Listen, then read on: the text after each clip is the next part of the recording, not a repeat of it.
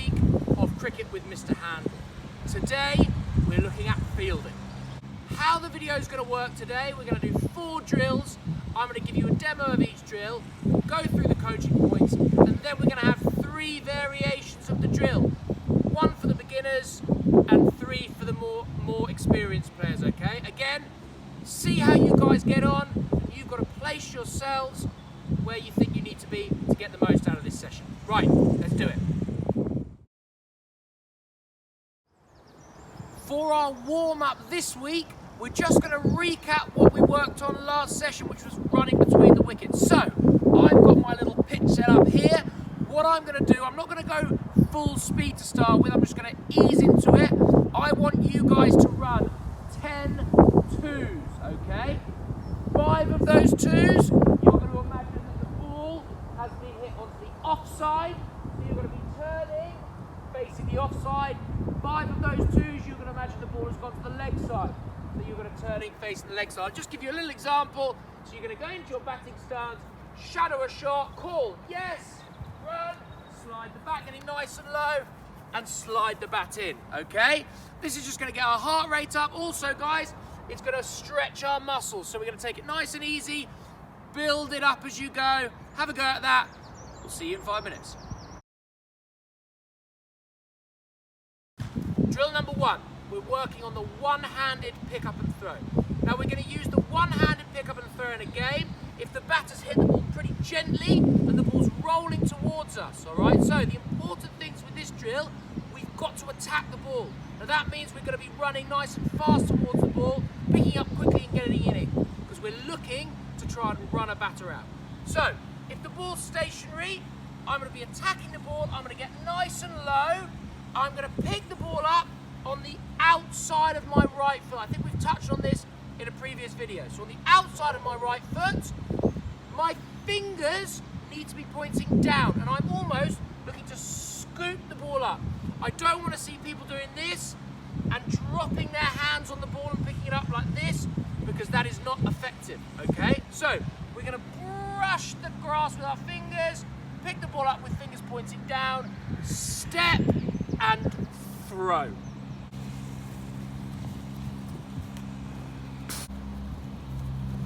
So, variation number 1, we are just going to practice with a static ball, okay? So you've got a target there, I've got my stump to aim at, so I'm just going to attack the ball when it's stationary, so not moving.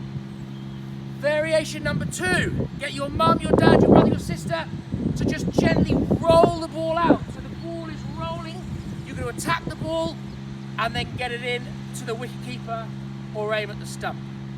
Variation number 3, you are going to ask your mum, dad to roll the ball out on an angle. So what I mean by that is, if I'm the fielder, I'm not going to just run in a straight line. I might start myself off somewhere over here. So as the ball's rolling out, I'm having to attack the ball at an angle, pick it up, and then throw the ball in, okay? If you are attacking the ball on the angle like this, on your strong hand, you're going to pick the ball up, and it's almost a little underarm throw like that. Not a straight arm, it's a little flip to try and get the ball in. That's a more advanced technique. You've still got to think about your balance and really watching where you want the ball to go. Right, okay guys, over to you. Okay, on to drill number 2. I'm sure you're all pleased that I'm in my work gear again today rather than in a hot dog suit like I was on Monday. Yes, I'm pleased that I'm not in a hot dog suit today. Anyway, drill number 2 is called the short barrier. Okay, now, the short barrier is a move we're going to do when the ball is hit out a little bit harder towards us, but we are still looking to attack the ball and get it into the keeper or the bowler for a run out. Okay, so it's called the short barrier because we are putting our foot behind the ball, forming a short barrier. Okay, so again, I'm attacking the ball, I'm looking at getting nice and low, I'm going to put my foot behind the ball, so if I do miss it, the ball's not going to go for 4, okay? So foot goes behind the ball, two-handed pick up again, fingers pointing down. I'm then going to step,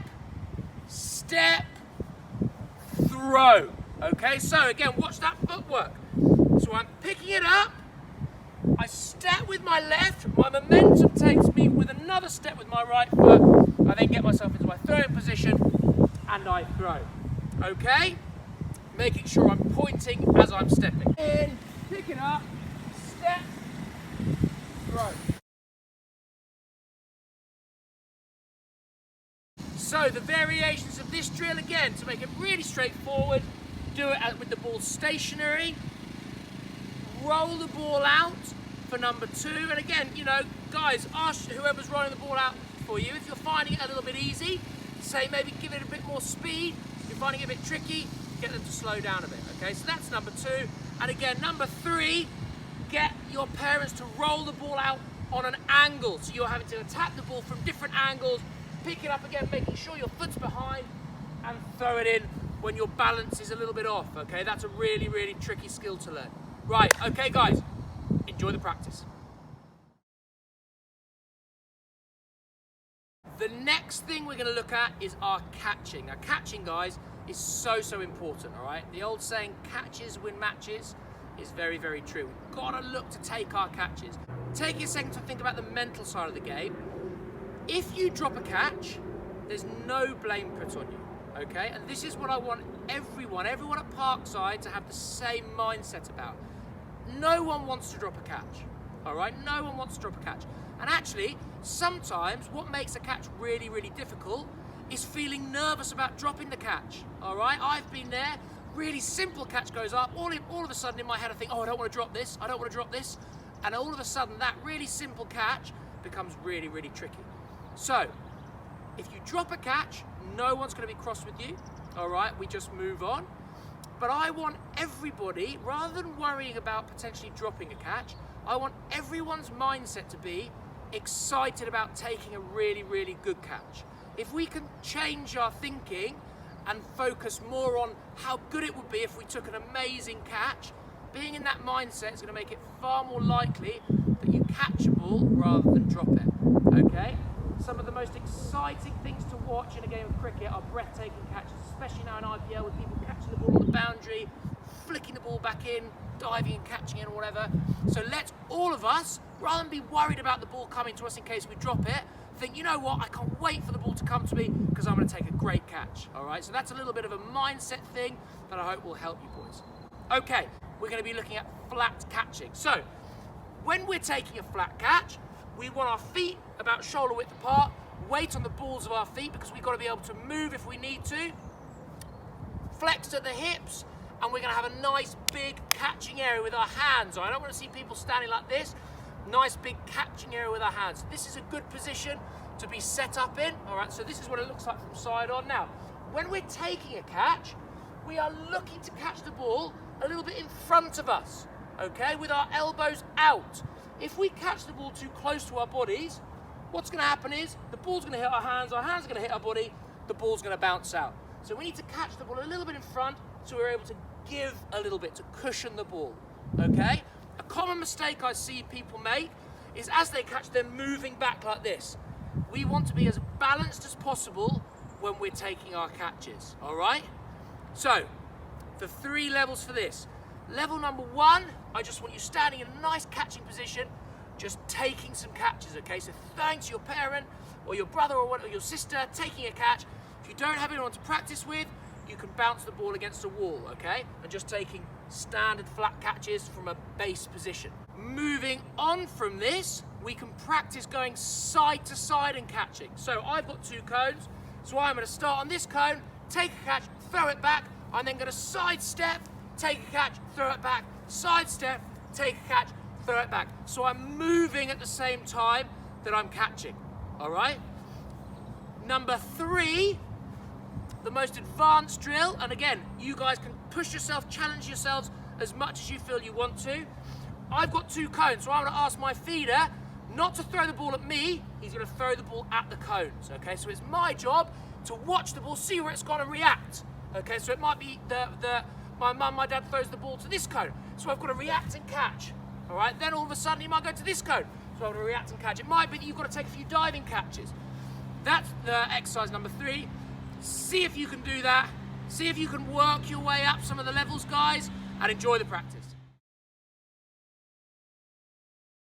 Right, on to our last drill of the day, high catching. All right, now high catching can be quite tricky. For me, the biggest thing about high catching is you've got to get yourself in a good position early, okay? So that involves watching the ball. So you've got to watch where the ball's gone up, and you've got to predict where that ball is going to land, okay? And you've got to get there as fast as you can. Because like with flat catching, the more balanced we can be as we take the catch, the easier the catch will be. So, coaching points for this. I like to go a little bit side on here. So if I imagine the ball's coming over the camera, I'm going to get a little bit side on. I'm in a good base position, my knees are a little bit bent. And again, big catching area. Fingers pointing up, I would say. And we are looking to catch the ball in front of our face. I don't want to see people trying to catch the ball here, because if you miss it, you're going to get a ball in the nose, okay? So it's really important for our safety that we get used to catching the ball in front of our face. Level 1 for this practice is, again, just static high catches, okay? So we're going to stand in a good base position. We're going to ask mum or dad just to lob the ball up. We're going to practice watching the ball into our hands and taking a catch. Number 2, we're going to add a little bit of movement. So if you feel like you've started on one and you feel like you're catching it really nicely, we're now going to ask mum and dad to throw the ball somewhere where we've got to run to, okay? It might be that I have 2 markers.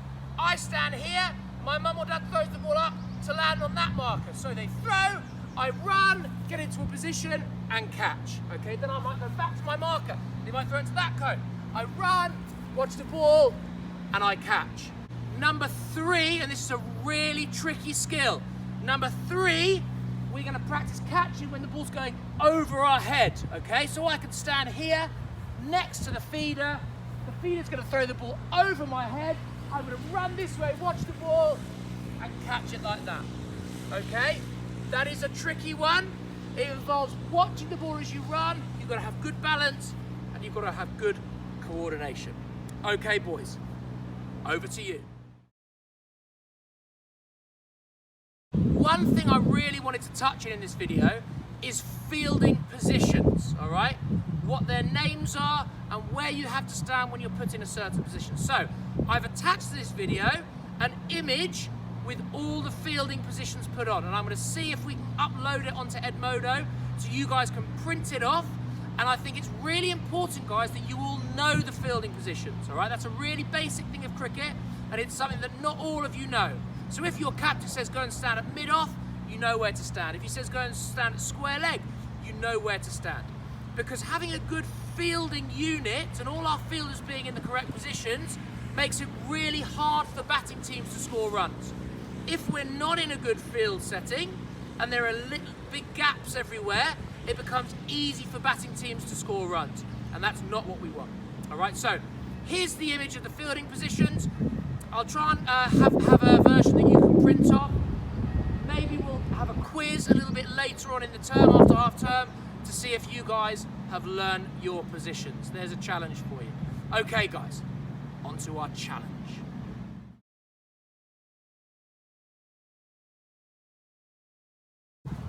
Right, this week I think this is a really, really fun challenge. I don't know how many takes it's gonna take me, but I think it'll probably be a few.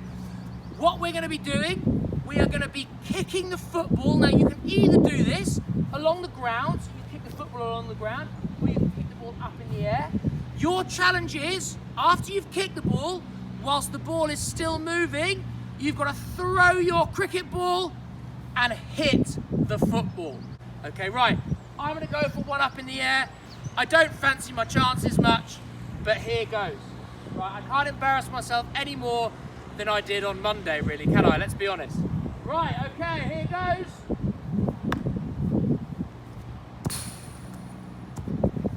I think I'm going to have another go at that. I'm going to try kicking the ball a little bit further this time. Yes! He's done it! Redemption for Monday. That's how we do it, boys. Right, over to you. I hope you enjoyed the session, enjoy the challenge, and we will see you after half term. Take care, guys.